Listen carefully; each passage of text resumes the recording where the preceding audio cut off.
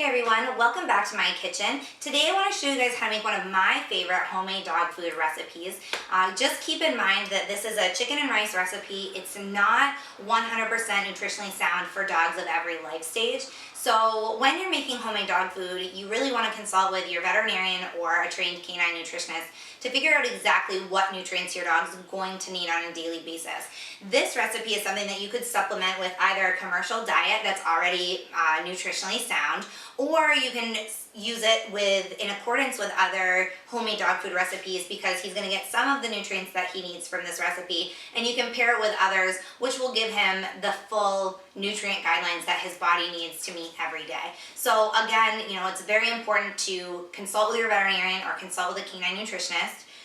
For this recipe, the serving size is about 1 cup per every 25 pounds of your dog, and usually I recommend that that's fed in 2 feedings during the day. And for some breeds, for certain breeds like toy breeds, it's best to feed 3 or 4 meals a day as well. So keep that in mind when you're serving. And again, all of that information can be taken from your veterinarian or a trained canine nutritionist. They can help you work out all of those little details. So let me show you guys how I make this best dog food recipe.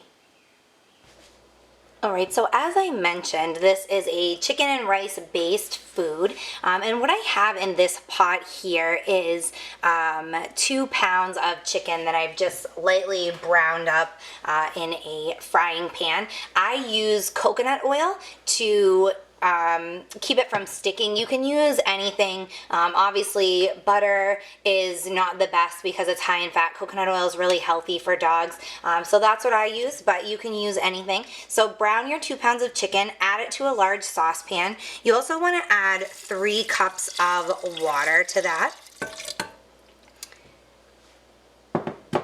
And I'm going to turn on my stove onto a medium heat. I also have here 2 stalks of celery and 1 large carrot that I've cut into chunks. Now, with the vegetables and the chicken, you want to cut them into pieces that are going to be big enough for your dog. So if you have a small toy breed, or if you have, a dog with dental issues, you want to maybe run these vegetables through a food processor, make sure they're very small. You want to do the same thing with the chicken as well. Cut it into chunks for your size dog. Now, as you can see, my chicken's cut into fairly big chunks, and that's because we have a large Labrador Retriever. She's a young dog with great teeth, great dental hygiene, so chewing chunks of chicken is not an issue for her, as well as, my carrots. You can see my carrots and my celery are cut into fairly larger pieces. If you've got a little teacup breed or a toy breed, you want to, like I said, run it through a food processor, cut up that chicken fairly small.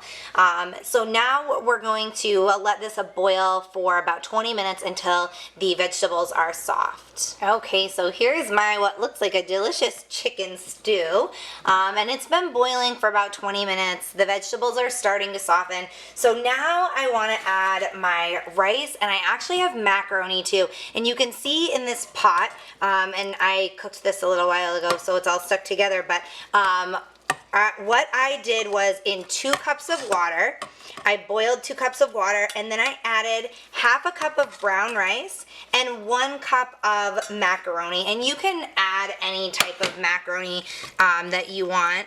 It doesn't have to be elbow macaroni. That's just what I added. So now I'm going to add this to my chicken mixture. And as I said, I cooked mine a little while ago, so it was a little stuck together, but now you can see it all coming apart. So all in all, you're going to have 5 cups of water, because I used 2 cups to cook the macaroni and the rice, and then I added 3 cups to the chicken and cooking the vegetables. So I have 5 cups of water in total. We have the 2 pounds of chicken, the large carrot, the 2 celery stalks, and I'm also going to add 1 teaspoon of a low sodium chicken gravy mix, and you can get that at any grocery store. And I'm just going to add a teaspoon. Make sure you get the low sodium kind. You really want to make sure that you get that if possible. So I'm going to stir that all around, and then you want to cook it for about another 20 minutes. Just let everything boil together. You're going to evaporate some of that water. The macaroni, the rice, and the vegetables will soak up a little bit more, so it's not going to be quite so runny. And then once you've cooked it for 20 minutes, you can actually serve it right to your dog.